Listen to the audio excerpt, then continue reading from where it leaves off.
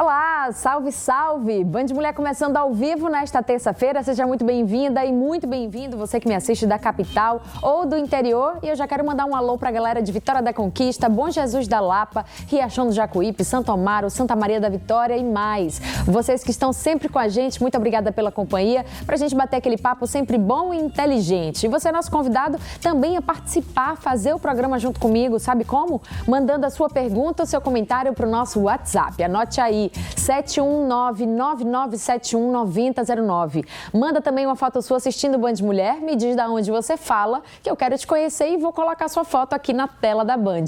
Lembrando que você também pode me assistir pela internet. Estamos ao vivo no Facebook, no YouTube e no Instagram da Band Bahia. E nesta terça-feira a gente tem um assunto muito importante aqui no estúdio. Importante para toda a família. Hoje, dia 10 de setembro, é o Dia Mundial de Prevenção ao Suicídio. E durante muito tempo o assunto foi tratado como proibido, principalmente na TV. Não se fala muito quando uma pessoa se tira a própria vida, pela preocupação sobre como as pessoas vão receber essa notícia. Mas está mais do que comprovado que falar sobre o assunto não agrava a situação. Pelo contrário, ajuda. E é isso que a gente vai fazer hoje aqui no estúdio com especialistas. Você já pode mandar a sua mensagem, aproveita para tirar todas as suas dúvidas aqui com a gente. A gente recebe o diretor médico do Espaço Nelson Pires, membro das comissões de emergências psiquiátricas e científicas da Associação Brasileira de Psiquiatria, Lucas Alves. Oi, Lucas, tudo bom? Boa tarde, Pamela. Boa tarde. Obrigado. Aqui com a gente também a psicóloga e suicidologista Ieda Domitilo. Olá, Ieda, tudo bom? Boa tarde, obrigada pelo convite e parabéns pelo programa. Realmente esse tema é importantíssimo. Muito obrigada. Aqui com a gente também a psicóloga Camila de Jesus. Oi, Camila, tudo bom? Olá, boa tarde. Boa tarde a todos e todas. Muito obrigada pelo convite. Muito obrigada pela sua presença. E a gente também recebe a porta-voz do Centro de Valorização da Vida, o CVV, a Josiana Rocha. Oi, Josiana, tudo bom? Tudo bem, muito obrigada pela oportunidade de estar aqui e poder falar. Muito obrigada a todos vocês para falar desse assunto que nos é muito caro, é muito importante. Como eu comecei dizendo, durante muito tempo a gente não falava sobre isso e até hoje eu percebo que até entre a própria família há uma vergonha de se falar sobre esse assunto quando algum caso acontece próximo ou até mesmo na própria família. De fato, é muito difícil falar sobre esse assunto, mas é muito importante. Doutor Lucas, uma conversa, a informação correta, ela pode prevenir o suicídio, né? E a maioria dos casos de suicídio podem sim ser evitados, né? Sem dúvida, Pamela. O suicídio é um tema complexo que acompanha a humanidade desde o seu início. Por isso, durante essa história foram construídos tabus e a gente tem que, nesse mês, justamente estimular que as pessoas falem e falem corretamente sobre isso, porque, sem dúvida, os estudos mostram isso, a prática clínica também. Isso pode aliviar o sofrimento e, por conseguinte, poupar vidas. E é nosso objetivo, acho que esse encontro tem esse objetivo principal. Exatamente. Bom, Ieda, a última pesquisa da Organização Mundial de Saúde mostra, entre tantos dados, que acontece um suicídio a cada 40 segundos no mundo inteiro, um a cada 45 minutos aqui no Brasil. Esse número é assustador. Esse estilo de vida muito corrido, essa vida tão estressante, cada vez mais as redes sociais presentes no nosso dia a dia, são fatores que podem ter influenciado para esse número? Sim, inclusive como meta, a OMS ela tinha para reduzir até 2020 em 10%, coisa que a gente sabe que não vai acontecer porque essa previsão ela fez em 2001. Uhum.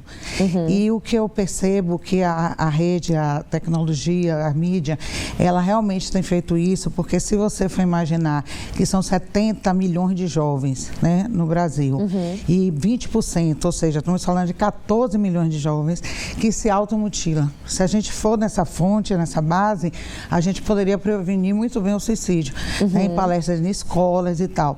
E um dado muito importante também é que, ao se mutilar, eles estão compartilhando giletes, né? Eu não podia deixar de falar isso, é chocante, mas a gente precisa estar atento e a gente precisa realmente evitar, ficar de olho na juventude. Está muito preocupante. Muito bom. Camila, existem vários fatores que levam a pessoa a tirar a sua própria vida. E são fatores que diferenciam, por exemplo, se esse jovem é um jovem negro, se essa mulher é uma mulher negra, por exemplo, né? Sim.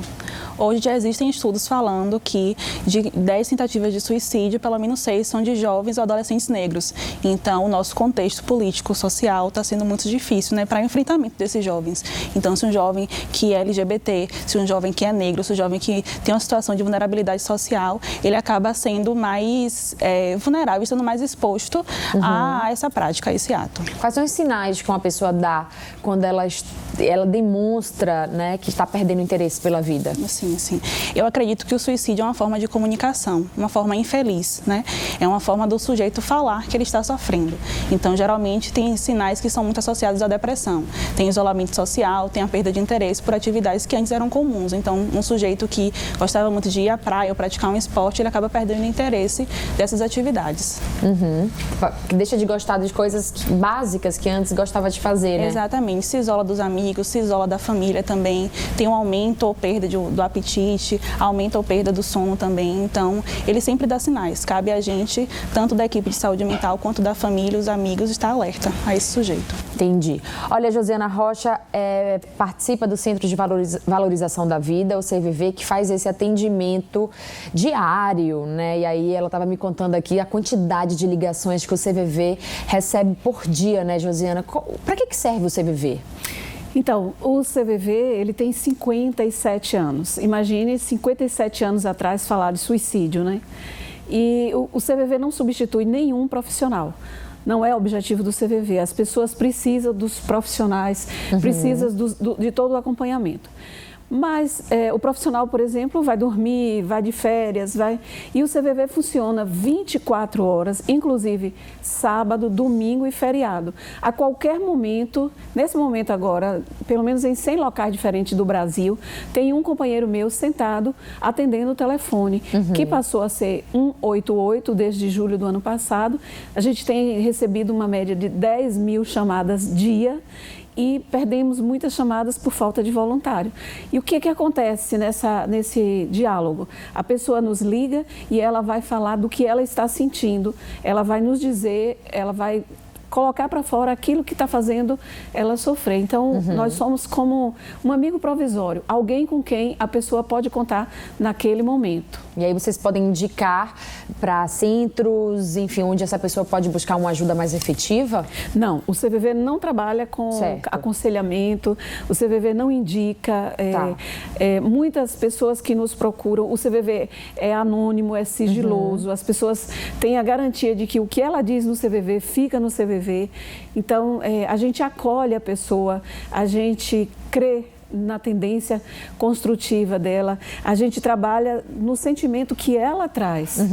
E a gente funciona assim, digamos, como um espelho. A pessoa se vê, se ouve e ela, no decorrer dessa conversa, ela chega à conclusão, por exemplo, que ela precisa de um psiquiatra, que ela precisa de um psicólogo. Mas também muita gente que procura o CVV já vem desse acompanhamento.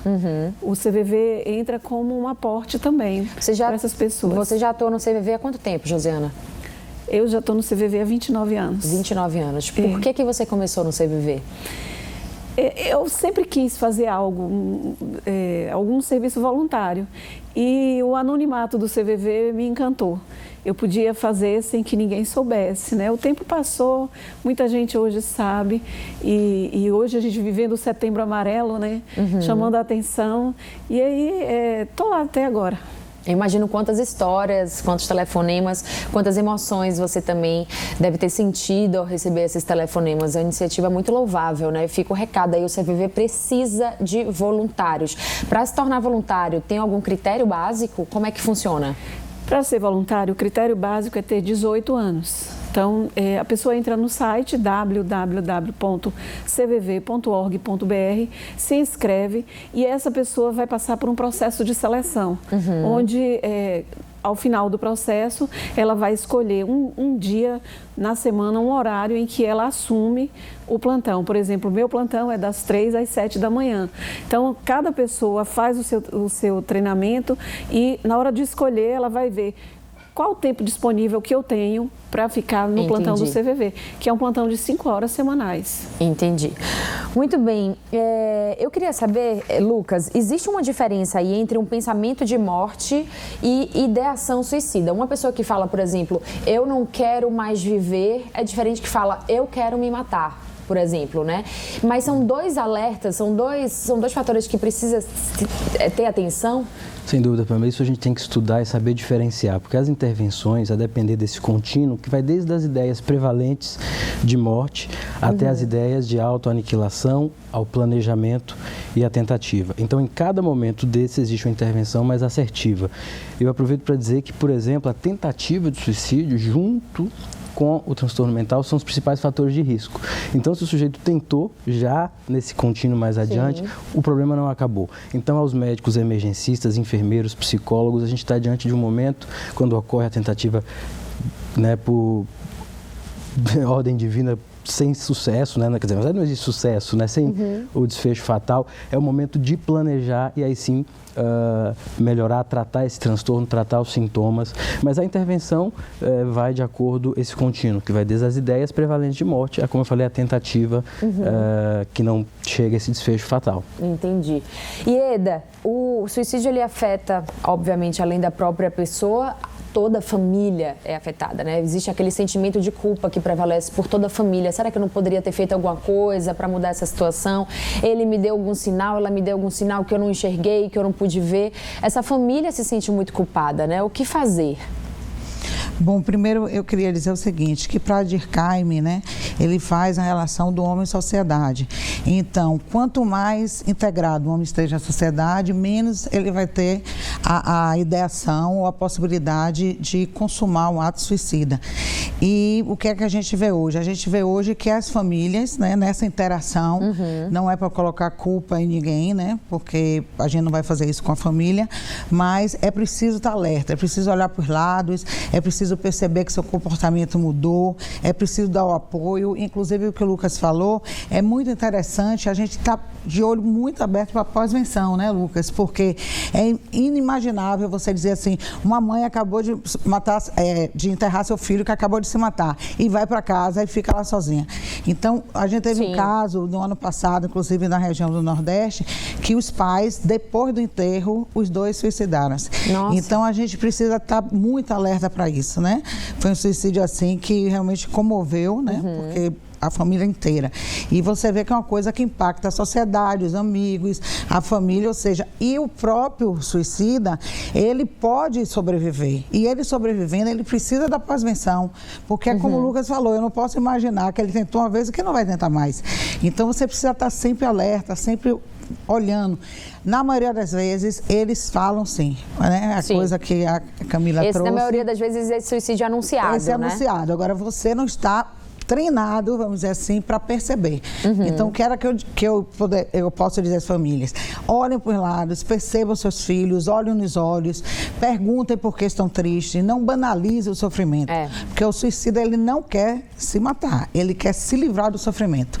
E isso eu não tenho dúvida alguma. E isso sempre no consultório, eu já atendo muitas pessoas com ideação suicida, algumas que já tentaram 5, 6 vezes, e é unânime, é o caminho. Só que o caminho não é esse, né? No meu conceito, na minha visão, o caminho para o suicida resolver os problemas está na própria vida. Então, ele precisa estar vivo para ele conseguir dominar isso, claro que com a ajuda dos profissionais todos que estão aí para ajudá-lo. É bem como você falou, ele não quer morrer, mas ele quer dar fim àquele sofrimento, né? Ele não aguenta mais aquele sofrimento. E a gente precisa mostrar a essa pessoa que existem outras formas disso acontecer, e isso acontece através da própria vida. É o que acontece também, só para fechar aí, a automutilação. Sim, que me como preocupa. você falou. É justamente isso. Eu sinto uma dor na alma tão profunda que eu quero me machucar para sentir uma dor maior. E às vezes eu perco também a medida de como me machucar e acabo suicidando. Entendi. Entendeu? Olha, já estou recebendo aqui algumas perguntas pelo nosso WhatsApp, ainda dá tempo de você mandar a sua, certo? Para o 719-9971-9009. Agora vamos mudar um pouco de assunto, porque na manhã de hoje a Prefeitura de Salvador e uma empresa francesa assinaram um contrato de concessão do novo Centro de Convenções de Salvador. E já tem evento confirmado para o ano que vem. A repórter Júlia Sarmento tem os detalhes para a gente. O primeiro grande evento confirmado para o Centro de Convenções Municipal foi a Bienal do Livro. Há 7 anos sendo feita em outras cidades, ela volta para a capital baiana após polêmica na última edição do Rio de Janeiro. Nós aproveitamos uma oportunidade que não poderia ser desperdiçada. Houve toda essa polêmica envolvendo a cidade do Rio de Janeiro, né, que eu particularmente, como gestor público, como prefeito, acho que a Prefeitura do Rio agiu de uma maneira equivocada. Quando nós enxergamos essa oportunidade, então, de imediato, nós ativamos os organizadores da Bienal, colocamos Salvador como decidida a sediar o evento no próximo ano, fechamos o que seria a participação da Prefeitura, está confirmado e garantido. A Bienal de 2020 acontecerá em Salvador, aqui em nossa cidade, e eu tenho certeza vai ser um dos grandes eventos já do próximo Centro de Convenções. E é claro, vai acontecer do jeito que é o povo baiano, sem nenhum tipo de censura ou restrição à produção literária. Nós estamos assinando contrato com a maior operadora do Brasil e uma das maiores do mundo, uma empresa francesa, hoje também presente no nosso país. Investimentos nos próximos 18 meses de 25 milhões de reais, somente por parte da iniciativa privada. Mas eu acho que o mais importante são duas coisas. Primeiro, essa empresa tem uma rede de conexão no mundo todo, que vai permitir vender o destino Salvador. Nós vamos ter eventos não apenas nacionais, mas também internacionais. Esse é um ponto. O outro ponto que eu destacaria é a qualidade do serviço que ela faz de gestão de um equipamento como esse. Ela, com certeza, vai saber fazer a gestão muito melhor do que a Prefeitura faria diretamente, caso fosse outra a opção.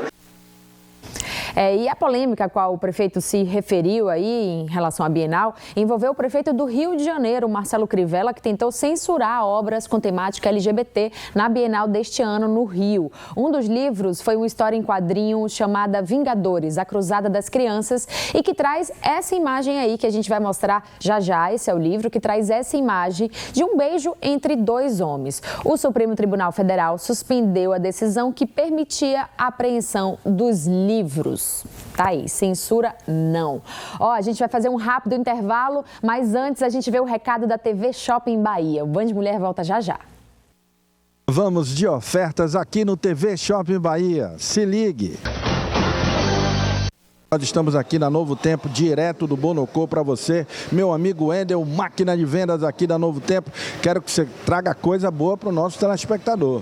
É isso aí, galera. Super promoção Elite 125, a moto do momento, 9.380. E aqui na Novo Tempo você recebe ela emplacada, isso mesmo, promoção por tempo indeterminado, moto Elite 125, 9.380, com emplacamento grátis. Só lembrando, aqui na Novo Tempo você faz o consórcio e o frete de R$ 790 você não paga. Você compra a sua moto em até 12 vezes no cartão, você financia em até 48 vezes, você compra no consórcio em até 80 vezes.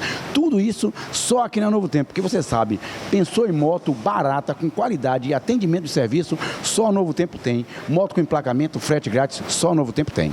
É isso aí, gente. Ofertas maravilhosas é aqui no TV Shopping Bahia. Se ligue.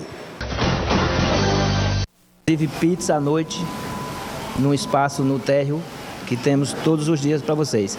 Para você que está aí, o restaurante Severo do Bacalhau fica aqui em Sussuarana, próximo ao Centro Administrativo da Bahia. E é fácil chegar aqui, né, Severo? Sem dúvida, muito fácil, logo após a Justiça Federal. Chegou na Justiça Federal, dobra à esquerda, desce e aqui você vai encontrar o restaurante Severo Rei do Bacalhau. Além de um delicioso bacalhau, você tem carne do sol, carne de bode, pizza, enfim, um cardápio variadíssimo. TV Shopping Bahia. Quer anunciar? Ligue Classe A.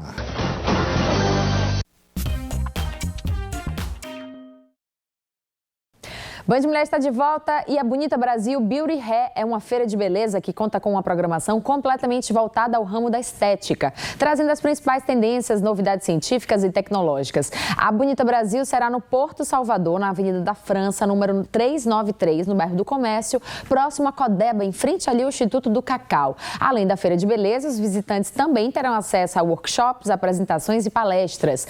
Tudo com o intuito de proporcionar encontros dos profissionais do setor com as empresas de cosméticos, aparelhos, exportadores, importadores e os mais conceituados profissionais do Brasil na área de beleza.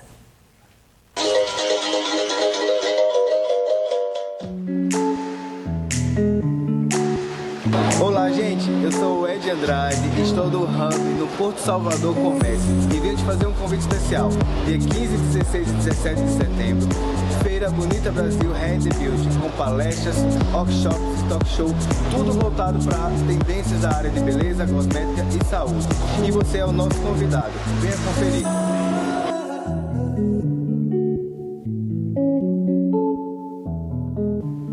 Tá aí, Bonita Brasil, de 15 a 17 de setembro, acontecendo aqui em Salvador. Bom, hoje, dia 10 de setembro, é o Dia Mundial de Prevenção ao Suicídio, que é o nosso assunto aqui no estúdio. Já eu começo a fazer as perguntas que vocês estão enviando para o nosso WhatsApp. E ainda dá tempo de você mandar a sua para o nosso número que aparece aí na sua tela. Eu queria saber da Camila, a gente estava conversando aqui, Camila, sobre como também a depressão pode ser um fator, né, que leve uma pessoa a tirar a própria vida. Não significa que todas as pessoas que têm depressão vão terminar em um suicídio, mas é também um fator de alerta, né? Um sintoma ali que a gente pode identificar. A depressão hoje é um problema muito grande.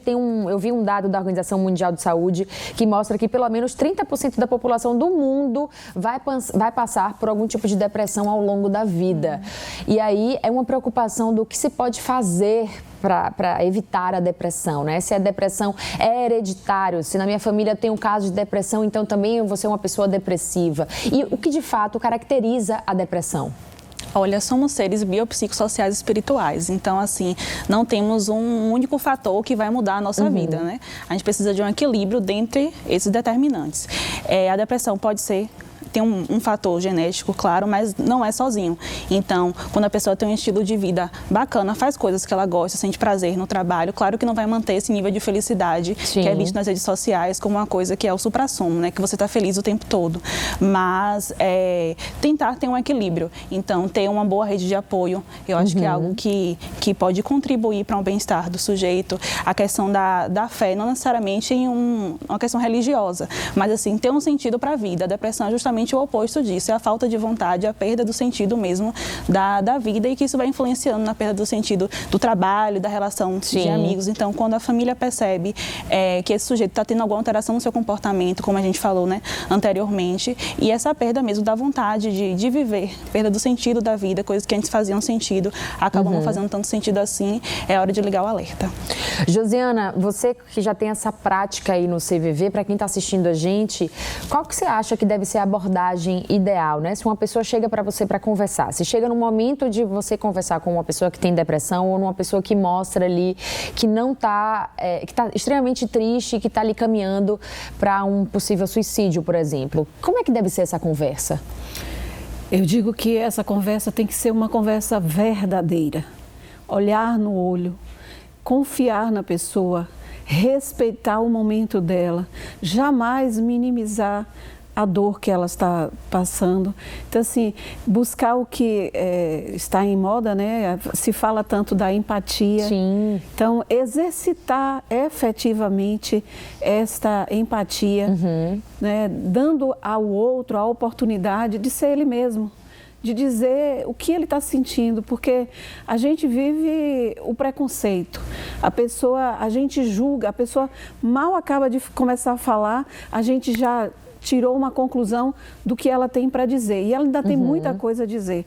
Então, às vezes a gente diz assim, só pergunte para a pessoa como ela está, se você tem tempo e condição de ouvir a resposta. Então, Exato. quando a gente percebe que tem alguém que está por perto e que está precisando dessa atenção, dê essa atenção. Às vezes a pessoa não quer nada, ela só quer que alguém chegue ali e fique junto dela. Então, às vezes é mais ouvir do que falar, né? Sim, sim. O CVV tem um diálogo com a pessoa. Sim. Mas no momento em que a pessoa busca o CVV, ela é ela mesma.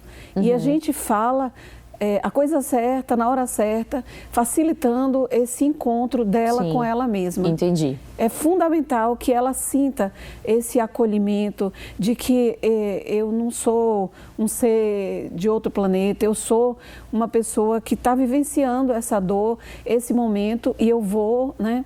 Uma coisa que a gente ela estava falando a pós-venção, né? O CVV agora oferece um grupo de pós-venção, ou seja, a gente tem 2 dias no mês onde está aberto a todos os sobreviventes, é o CVV Gás, grupo de apoio aos sobreviventes do suicídio, onde a gente vai encontrar essas pessoas para que elas falem dessa dor, para que elas possam expor aquilo que está fazendo, e é nesse momento que essa conversa que a gente acaba de dizer, verdadeira, sincera, do que é, desse luto, de tudo mais, que faz com que ela saia dessa casca, dessa escuridão e fale do que está sentindo. Muito bom. Lucas, os homens tentam mais o suicídio do que as mulheres, né? Eles também sofrem bastante de depressão.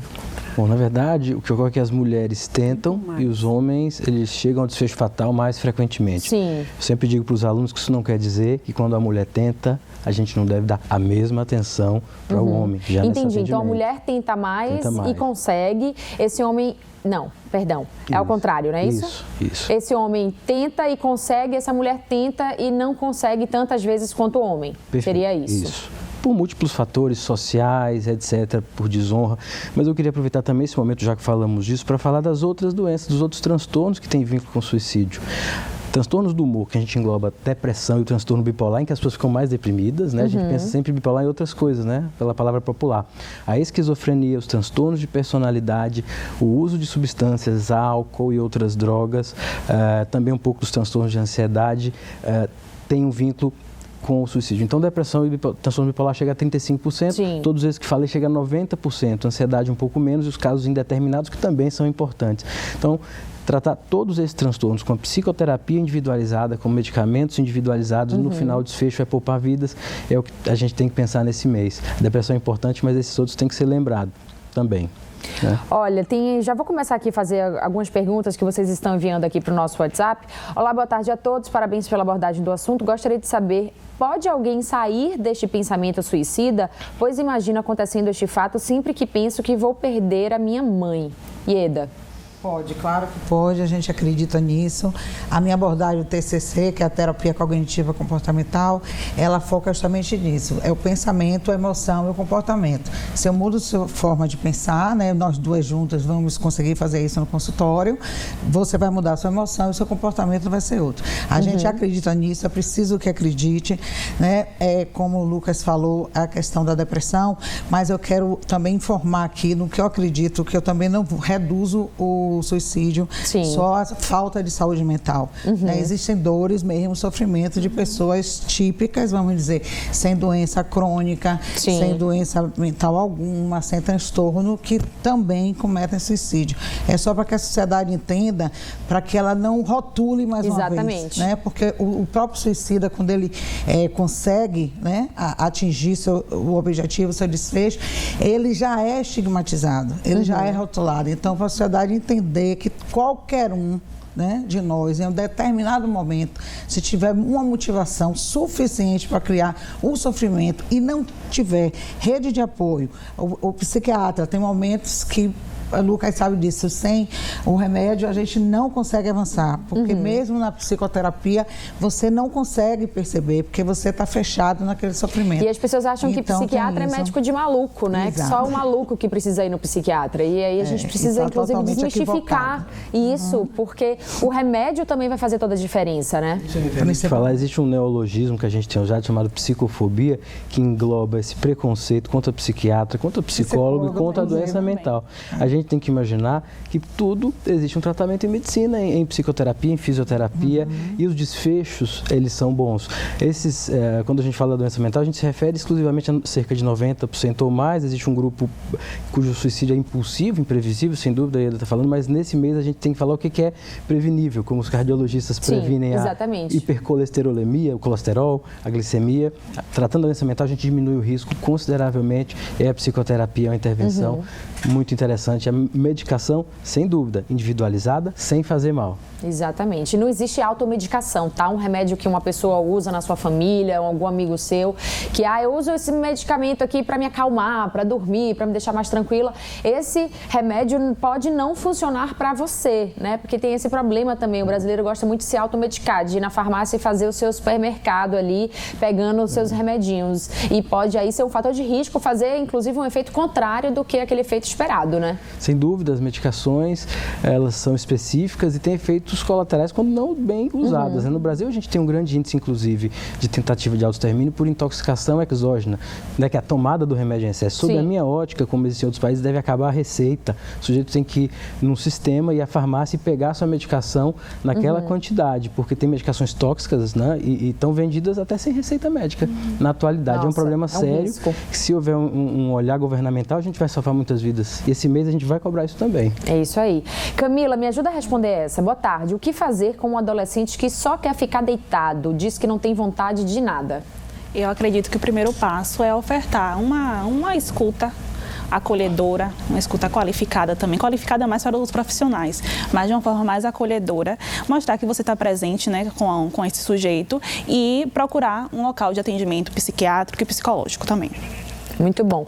Olha só, deixa eu dar um recadinho aqui para você. Você sabe que a TIM Live é a ultra banda larga fixa ideal para sua casa, né? Com ela, você e toda a sua família podem ficar conectados ao mesmo tempo e sem travar. E agora ela está com oferta imperdível. Aproveite já. São 150 MB de velocidade com 25% de desconto, de R$ 160 por R$ 120 por mês durante 12 meses. E tem mais, você ainda ganha um bônus de 150 MB durante 6 meses. É isso mesmo, durante 6 meses, você navega com 300 MB de velocidade por apenas R$ 120 por mês.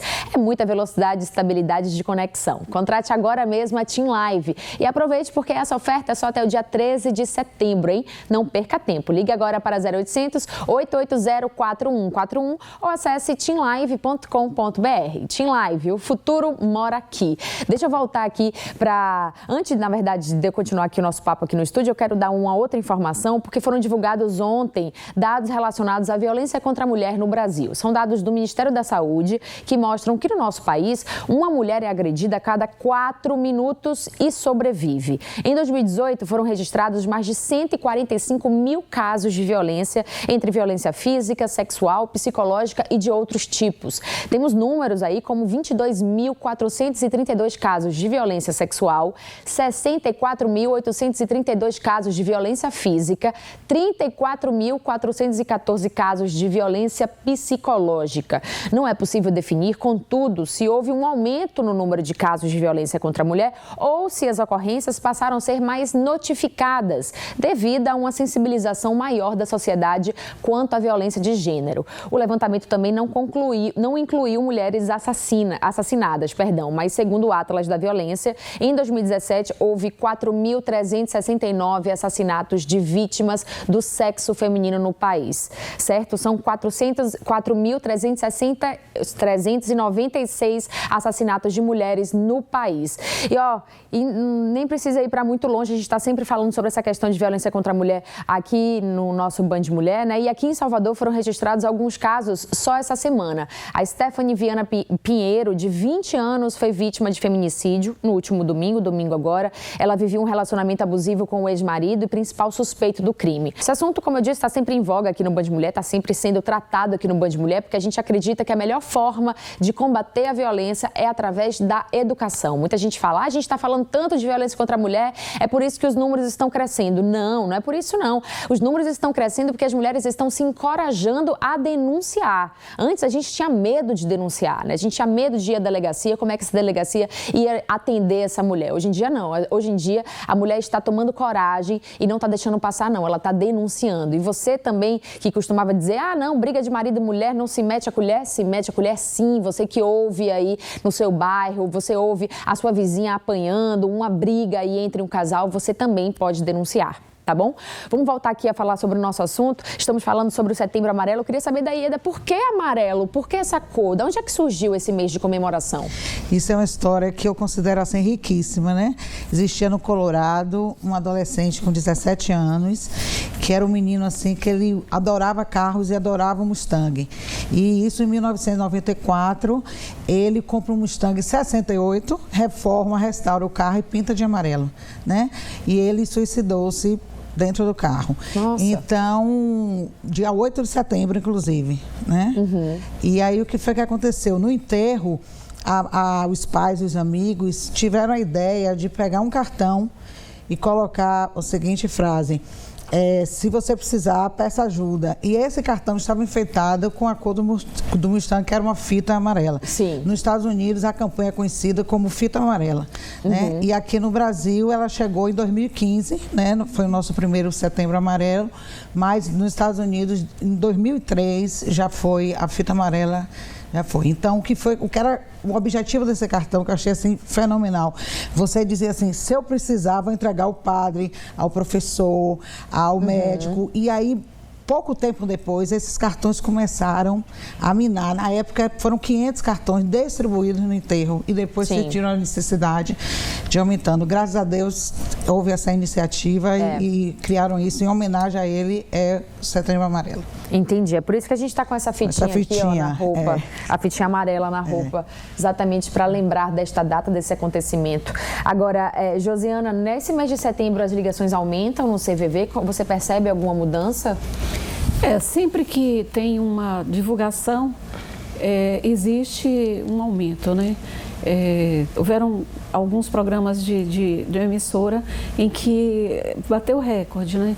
E desde o dia 1º que a gente está numa força-tarefa para que os 110 postos no Brasil estejam atendendo, porque a gente está com ações em todos os locais, o país inteiro está mobilizado. Aqui em Salvador, por exemplo, a gente está com plantão de escuta nas estações do metrô de manhã e de tarde, e a gente vai para palestra, a gente vai para uma série, teve uma corrida domingo, então são mais pessoas tomando conhecimento de que 188 existe, funciona, e as pessoas podem ligar. Sem dúvida nenhuma, hoje na palestra, inclusive, uma pessoa disse que ligou ontem e ela era 140 da fila, então é muita gente tentando. O CVV atende também pelo chat. Certo. Então, www.cvv.org.br, as pessoas entram, só que também a gente precisa de voluntários, porque é uma procura muito grande pelo chat. Entendi.